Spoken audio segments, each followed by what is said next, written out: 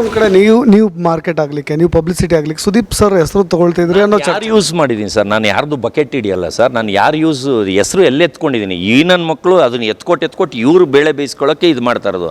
ನಾನು ಅವ್ರ ಹೆಸರುಗಳು ಎತ್ತಾ ಇದ್ದೀನಿ. ಬರೋ ಮೀಡಿಯವರು ಅವ್ರಿವ್ರು ಹೆಸರು ಎತ್ತುತ್ತಾ ಇರೋದು, ಆಮೇಲೆ ಇವ್ರು ಬಕೆಟ್ ಹಿಡಿತಾರೋರು ಹೆಸರು ಎತ್ತುತ್ತಾ ಇರೋದು. ನಾನು ಎಲ್ಲೇ ಯಾರ ಹೆಸರು ಯೂಸ್ ಮಾಡ್ಕೊಂಡಿದ್ದೀನಿ?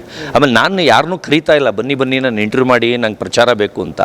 ಅದು ಗೊತ್ತಿರೋ ವಿಷಯನೇ ನಿಮಗೆ. ಅವರಾಗವರೇ ಬಂದು ನನ್ನ ಇಂಟರ್ವ್ಯೂ ಮಾಡ್ತಾ ಇರೋದು. ಅವಾಗ ಏನು ಕ್ವಶನ್ ಕೇಳ್ತಾರೆ ಅದಕ್ಕೆ ಆನ್ಸರ್ ಮಾಡ್ತೇನೆ. ನಾನು ಯಾರ್ದು ಇಟ್ಕೊಂಡು ಬೆಳೆಯೋನಲ್ಲ, ನನ್ನದೇ ಆದ ಓನ್ ರೆಕಗ್ನೈಸೇಷನ್ ವರ್ಲ್ಡ್ಗೆ ಇದೆ.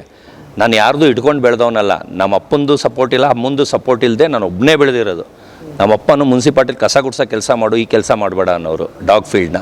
ಇವತ್ತು ಡಾಗಲ್ಲೇ ಇಂಟರ್ನ್ಯಾಷನಲ್ ವರ್ಲ್ಡ್ಗೆ ನಂಬರ್ 1 ಸೆಲೆಬ್ರಿಟಿ ಡಾಗ್ ಬ್ರೀಡರ್ ಅಂದರೆ ವರ್ಲ್ಡ್ಗೆ ನಂಬರ್ 1 ಆಗಿ ಬರ್ತೀನಿ ನಾನು. ಇಷ್ಟು ಹೆಸರು ಮಾಡೋಕ್ಕೆ ಅದು ಗೂಗಲ್ಲೇನು ತಲೆ ಕೆಟ್ಟಿರೋದಲ್ಲ. ಆಮೇಲೆ ಎಲ್ಲರೂ ದುಡ್ಡು ಕೊಟ್ಟು ಬರ್ಸ್ಕೊಳ್ಳೋಕ್ಕೆ ಇದ್ದರೆ ವರ್ಲ್ಡ್ಗೆ ಬರ್ಸ್ಕೊಳ್ಳಿ ನೋಡೋಣ.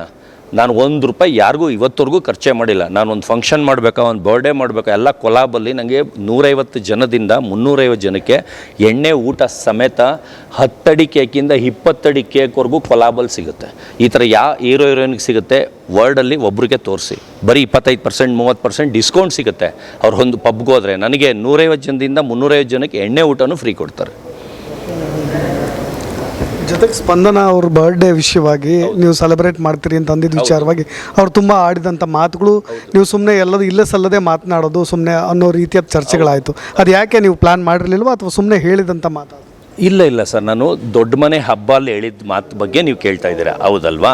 ನನಗೇನೆಂದರೆ ಸ್ಪಂದನ ಬಿಗ್ ಬಾಸ್ ಮನೆ ಒಳಗಿದ್ದಾಗ ಎಲ್ಲರಿಗಿಂತ ನೀವು ಜೆಂಟ್ಲ್ಮ್ಯಾನ್ ಅಂತ ಹೇಳಿರ್ತಾರೆ. ಅಂದರೆ ಬಿಹೇವಲ್ಲಿ ಮಾತಾಡೋದ್ರಲ್ಲಿ ಎಲ್ಲ ಹೇಳಿರ್ತಾರೆ. ನನಗೂ ಅವ್ರು ಇರೋದ್ರಲ್ಲಿ ಕಲ್ಚರ್ ಹುಡುಗಿ ಅಂತ ಅನಿಸಿರುತ್ತೆ, ಒಂದು ಒಳ್ಳೆ ಅಭಿಪ್ರಾಯ ಇರುತ್ತೆ.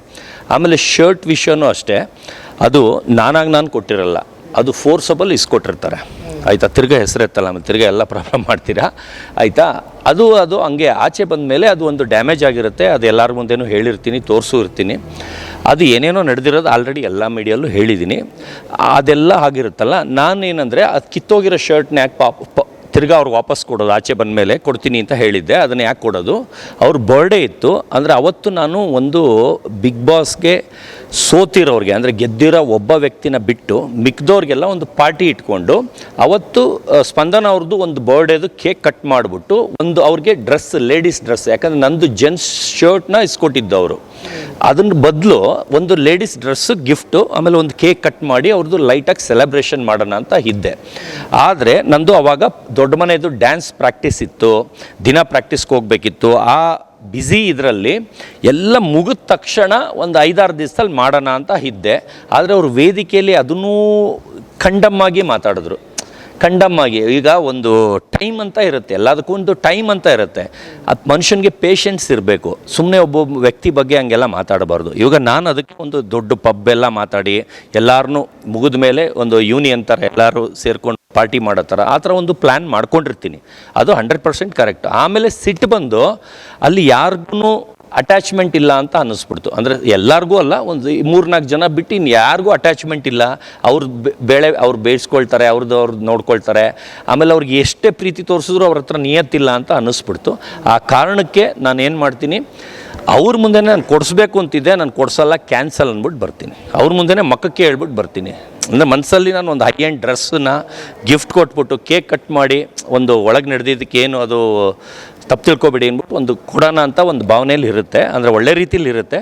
ಅವ್ರು ಅದನ್ನೂ ಒಂಥರ ಆಳವಾಗಿ ಹೇಳ್ತಾರೆ. ಅಂದರೆ ಅವ್ರ ಮೈಂಡಲ್ಲಿ ಏನಿದೆ ಗೊತ್ತಿಲ್ಲ, ಆದರೆ ಅಲ್ಲೂ ಸತೀಶ್ ಅವರು ಒಳ್ಳೆಯವರು ಅಂತ ಹೇಳ್ತಾಳೆ. ಯಾಕಂದರೆ ಆ ಬುದ್ಧಿ ಅವ್ರಿಗಿದೆ, ಯಾರನ್ನೂ ಹರ್ಟ್ ಮಾಡೋ ಬುದ್ಧಿ ಇಲ್ಲ, ಅವ್ರು ಒಳ್ಳೆಯವರೇನೆ. ನನಗೆ ಇವತ್ತು ಅಷ್ಟು ಜನದಲ್ಲಿ ಅವರು, ಅಶ್ವಿನಿ ಗೌಡ ಮ್ಯಾಮು ಒಳ್ಳೆಯವ್ರು ಅನಿಸಿದ್ದು, ಕಾಕ್ರೋಚ್ ಸುದಿಯವರು, ಕರಿಬಸಪ್ಪ ಅವರು, ಇಷ್ಟೇ ಜನ ನನಗೆ ಅಟ್ಯಾಚ್ಮೆಂಟ್ ಅನಿಸಿದ್ದು. ಮಿಕ್ಕಿದವರೆಲ್ಲ ಅಂದರೆ ಪೈಸಾ ಬರೀ ದುಡ್ಡುಗೋಸ್ಕರ ವ್ಯಾಲ್ಯೂ ಕೊಡ್ತಾರೆ, ಮನುಷ್ಯನಿಗೆ ವ್ಯಾಲ್ಯೂ ಕೊಡಲ್ಲ ಅಂತ ಅನ್ನಿಸ್ತು ಮಿಕ್ಕಿದವರೆಲ್ಲ. ನಾನು ಇನ್ನೊಂದು ಕ್ವಶನ್ ತಗೋಬೇಕು ಅಂತೀನಿ, ಬಟ್ ಇದಕ್ಕೆ ನೀವು ಆನ್ಸರ್ ಮಾಡಬೇಕೋ ಬೇಡೋ ಗೊತ್ತಿಲ್ಲ. ಯಾಕೆಂದರೆ ನಿಮ್ಗೆ ಗೊತ್ತಿರೋ ಹಾಗೆ ಗಿಲ್ಲಿ ನಟ ಮತ್ತು ರಘು ಅವರಿಬ್ಬರು ಫ್ರೆಂಡ್ಶಿಪ್, ಅದಾದಮೇಲೆ ಅವ್ರು ಅನ್ಫಾಲೋ ಮಾಡಿದ್ರು ಅನ್ನೋ ರೀತಿಯ ಚರ್ಚೆ ಆಯಿತು.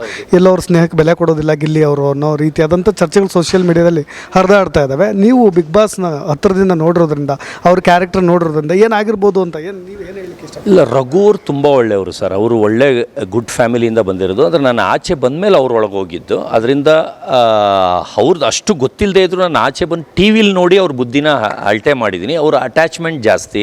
ಒಬ್ಬ ವ್ಯಾಲ್ಯೂ ಕೊಟ್ಟರೆ ನಾವು ವ್ಯಾಲ್ಯೂ ಕೊಡಬೇಕು ಅನ್ನೋದು ಒಂದು ಬಾಂಧವ್ಯ, ರಿಲೇಷನ್ಶಿಪ್ಪು, ಅದೆಲ್ಲದಕ್ಕೂ ಅವ್ರು ಬೆಲೆ ಕೊಡ್ತಾರೆ. ಅಂದರೆ ಅದು ನನಗೆ ಗೊತ್ತಿದೆ.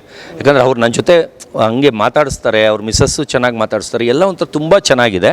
ಅವ್ರು ಅಟ್ಯಾಚ್ಮೆಂಟ್ ಎಕ್ಸ್ಪೆಕ್ಟೇಷನ್ ಮಾಡ್ತಾರೆ. ಆದರೆ ಇನ್ನೊಬ್ರು ಹೆಸರು ಹೇಳಿದ್ರಲ್ಲ, ಅವರು ಅಟ್ಯಾಚ್ಮೆಂಟ್ ಗಿಟ್ಯಾಚ್ಮೆಂಟ್ ಇಲ್ಲ, ಓನ್ಲಿ ಕಾಸ್ ಅಷ್ಟೇ. ಆ ಕಾರಣದಿಂದ ಅದು ಎಫೆಕ್ಟ್ ಆಗ್ತಾ ಇದೆ. ವೇದಿಕೆಗಳಲ್ಲೂ ಕೂಡ ಯಾವ ರಾಜಕಾರಣಿಗಳು ಕರೆಸಿರ್ತಾರೋ ಅವರು CM ಆಗಲಿ ಅನ್ನೋ ರೀತಿಯ ಮಾತುಗಳು ಬರ್ತಾ ಇದಾವಲ್ಲ, ಈ ರಾಜಕೀಯ ಬೇಡ ನಿನಗೆ, ಗಿಲ್ಲಿ ಬಿಟ್ಬಿಡು, ಇದ್ರ ಹೊರತಾಗಿ ಮಾತಾಡು, ವೇದಿಕೆಗಳನ್ನು ಕಮರ್ಷಿಯಲಾಗಿ ಯೂಸ್ ಮಾಡ್ಕೋ, ಬಟ್ ಅವರೇ ಗೆಲ್ಲಿ ಅನ್ನೋ ರೀತಿಯಾದಂಥ ವಿಷಯಗಳು ಬೇಡ ಅನ್ನೋ ರೀತಿಯಾಗಿ ಭಾಳಷ್ಟು ವೆಲ್ ವಿಷರ್ಸ್ಗಳು ವಿಶ್ ಮಾಡ್ತಾ ಇದ್ದಾರೆ. ಸರಿ ಅನ್ಸುತ್ತೆ, ತಪ್ಪು ಅನ್ಸುತ್ತೆ? ಇಲ್ಲ, ಅದ್ರ ಬಗ್ಗೆ ನಾನು ನೋಡಿಲ್ಲ. ಆದರೆ ಏನೇ ಇದ್ದರೂ ಇನ್ನು 15 ದಿವಸ ಅಷ್ಟೇ ಅವ್ರದವ. 15 ದಿವಸ ಆದಮೇಲೆ ಅವ್ರು ಯಾರನ್ನೂ ಕೇರು ಮಾಡಲ್ಲ ಅಂತ ಅಂದ್ಕೊಳ್ತೀನಿ. ಯಾಕೆ ಸರ್, ಏನು ರೀಸನ್? ಎಲ್ಲಿ ಸರ್, ಮಕ್ಕದಲ್ಲಿ ಕಳೆ ಬೇಕಲ್ವ ಸರ್? ಸತ್ಯಣ್ಣ ಕಳೆ ಇದ್ರೆ ಯಾರು ನೋಡ್ತಾರೆ ಸರ್? ಎಷ್ಟು ದಿನ ನಾನೇ ನಿಮಗೆ ಚಾಲೆಂಜ್ ಮಾಡ್ತೀನಿ ಸರ್. ಆ ಕಳೆ ನಿಮಗಿದೆ? ನನಗೆ ಚಾರ್ಮ್ ಇದೆ ಸರ್. ಕಳೆಗಿಂತ ಅಪ್ಪ ಇದೆ, ತಾತ ಇದೆ ಸರ್.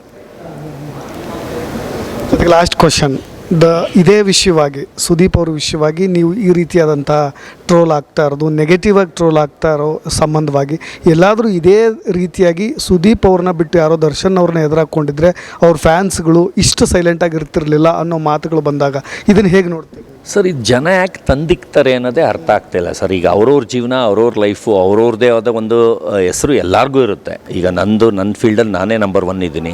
ಆ ಥರ ಅವ್ರವ್ರ ಫೀಲ್ಡಲ್ಲಿ ಅವ್ರವ್ರ ನಂಬರ್ 1 ಇರ್ತಾರೆ. ಈ ಫ್ಯಾನ್ಸ್ಗಳೇನೆಂದರೆ ಸುಮ್ಮನೆ ಜಗಳ ತಂದಿಕ್ಕೋದು, ಕೆಟ್ಟ ಕಮೆಂಟ್ ಮಾಡಿ ಅವ್ರ ಹೆಸ್ರನ್ನ ಇವರೇ, ಅವರು ಪಾಪ ನೆಮ್ಮದಿಯಾಗಿ ಮಲಗಿರ್ತಾರೆ ಸೆಲೆಬ್ರಿಟಿಗಳು, ಇವರೇ ಅವ್ರದ್ದೆಲ್ಲ ಎತ್ತಿ ಜನಕ್ಕೆ ಕೆಳಗೆಲ್ಲ ಗೊತ್ತಾಗಿ ಅವ್ರ ಮರ್ಯಾದೆ ಕಳೆಯಂಗೆ ಮಾಡ್ತಾರೆ. ಆ ಥರ ದಯವಿಟ್ಟು ಮಾಡಬೇಡಿ ಅಂತ ಹೇಳ್ತೀನಿ. ಏನೇ ಇದ್ದರೂ, ಏನೇ ಪ್ರೀತಿ ಭಕ್ತಿ ಫ್ಯಾನು ಗೀನು TV ಅಂತ ಇದ್ದರೆ ಅದೆಲ್ಲ ಮನೇಲಿ ಇಟ್ಕೊಳ್ಳಿ. ಅದನ್ನು ಆಚೆ ಒಂದು ರೌಡಿಸಮ್ ಥರ ಯೂಸ್ ಮಾಡಬೇಡಿ. ಜೊತೆಗೆ ಒಂದು ಟ್ರೋಲ್ ಆಗ್ತಾ ಇದೆ. ನಾನು ಆ ಪೋಸ್ಟನ್ನು ಇವತ್ತು ಮಾರ್ನಿಂಗ್ ನೋಡಿದೆ. ನಿಮ್ಮ ಸಂಬಂಧವಾಗಿ ನಾವು ಒಂದು ಸ್ವಲ್ಪ ನೋಡಬೇಕಾದ್ರೆ ರಚಿತಾ ರಾಮು ನಿಮ್ಮ ಮಗ ಆ ಥರದ್ದೊಂದು ಅದೇನು ಟ್ರೋಲ್, ಅದು ಸುಮ್ಮನೆನಾ ಅಥವಾ ಇಲ್ಲ ನೀವು ಮಿಲ್ಕಿ ಬ್ಯೂಟಿ ತಮನ್ನ ನನ್ನ ಮಗನಿಗೆ ಸುಳ್ಳು ಸರ್? ಈಗ ಒಂದು ನಿಮಿಷ ಕೇಳಿ. ನಾನು ₹1 ಖರ್ಚು ಮಾಡಿದೆ ಮಗಂದು ಮೂವಿನ ಟೈಟಲ್ ರಿಜಿಸ್ಟ್ರೇಷನ್ಗೆ ಅಂತ ಹೋದೆ. ಅವತ್ತೇ ರೋಡಲ್ಲಿರೋರೆಲ್ಲ ಹರ್ಷ ಅಂತ ಒಳಗೆ ಬಂದುಬಿಟ್ರು ಫಿಲಿಮ್ ಚೇಂಬರ್ ಒಳಗೆ ಬಂದಾಗ ಏನಕ್ಕೆ ಇಷ್ಟು ಜನ ಬಂದಿದ್ದಾರೆ ಅಂದರೆ ಗೊತ್ತಿಲ್ಲ ಅಂದೆ. ಅಂದರೆ ನನಗೆ ಗೊತ್ತಿಲ್ಲ, ಅಂದರೆ ಹಂಗೆ ಬರಬಾರ್ದು, ಬರ್ತಾರೆ ಅನ್ನೋದು ಗೊತ್ತಿಲ್ಲ. ಅಲ್ಲೇ ಇನ್ನೊಬ್ಬರು ದೊಡ್ಡ ಪ್ರೊಡ್ಯೂಸರ್ ಬಂದಿರ್ತಾರೆ, ಅವ್ರ ಮಗ ಬಂದಿರ್ತಾರೆ, ಅವರಿಬ್ಬರೇ ಬಂದಿರ್ತಾರೆ.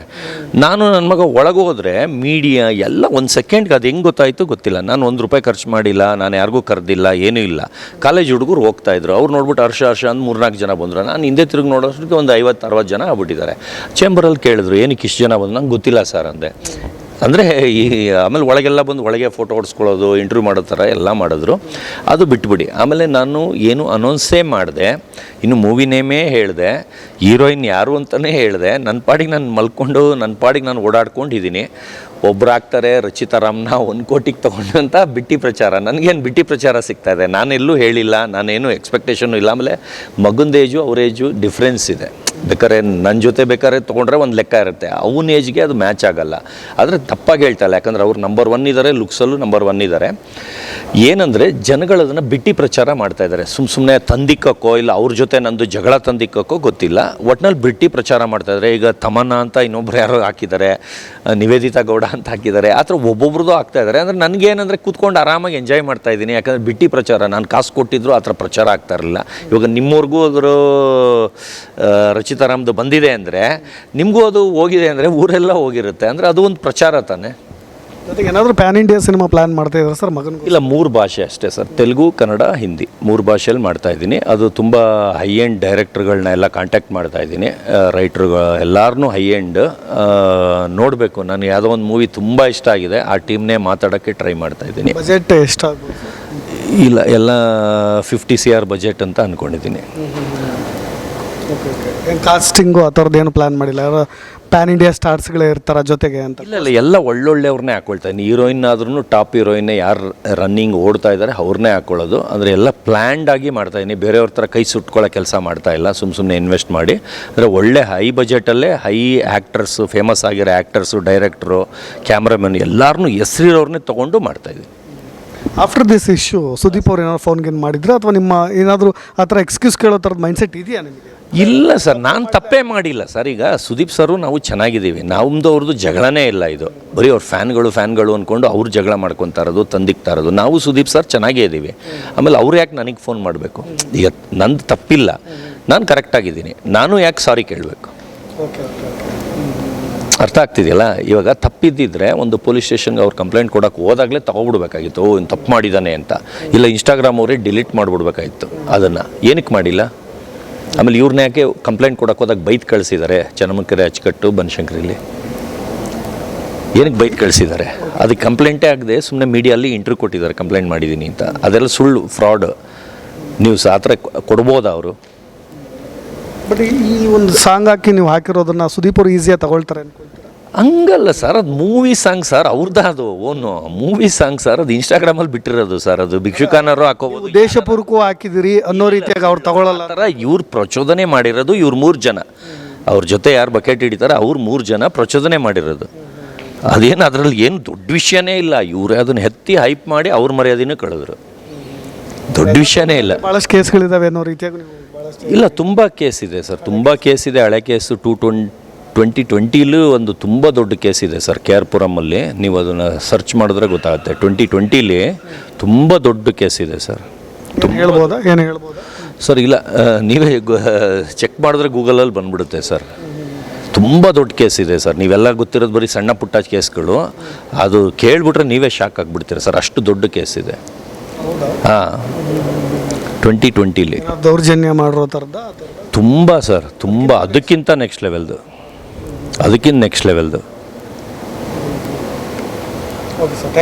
ಹೇಳೋದಿದೆಯಾ ಸರ್? ಇಲ್ಲ ಸರ್, ಎಲ್ಲ ಸಖತ್ತಾಗೆ ಮಾತಾಡಿದ್ರಿ, ಸಖತ್ತಾಗಿ ಮಾಡಿದ್ರಿ, ಒಳ್ಳೆ ರೀತಿಲಿ ಮಾಡಿದ್ರಿ. ತುಂಬ ಸಂತೋಷ ಸರ್. Thank you sir. ಇದಿಷ್ಟು ಡಾಕ್ ಸತೀಶ್ ಅವರ ಮಾತು. ನೋಡಿದ್ರಲ್ವಾ, ಸುಮ್ಮನೆ ಯಾರೋ ತಂದಿಕ್ಕೋ ಕೆಲಸವನ್ನು ಮಾಡ್ತಾ ಇದ್ದಾರೆ. ಬಟ್ ನನ್ನ ಇಂಟೆನ್ಷನ್ ಅದಿಲ್ಲ. ಬಟ್ ಸುದೀಪ್ ಅವ್ರಿಗೂ ಆಗ ಅನಿಸಿದ್ರೆ ಅದು ನನ್ನ ವಿಚಾರದಲ್ಲಿ ನಾನು ಆ ಉದ್ದೇಶ ಇಲ್ಲದೆ ಮಾಡಿದ್ದೀನಿ. ಹಾಗಾಗಿ ನಾನು ಸಾರಿ ಕೇಳೋ ಅಗತ್ಯ ಇಲ್ಲ, ಅವರು ಹಾಗೆ ಅಂದ್ಕೊಳ್ಳೋ ಅಗತ್ಯವೂ ಕೂಡ ಇಲ್ಲ ಅನ್ನೋದೇ ಅವರ ಮಾತು. ಇನ್ನಷ್ಟು ಅಪ್ಡೇಟ್ಸ್ಗಳೊಂದಿಗೆ ಮತ್ತೆ ಬರ್ತೀನಿ. ನಾನು ರಾಕೇಶ್ ಆರುಂಡಿ. ಧನ್ಯವಾದ.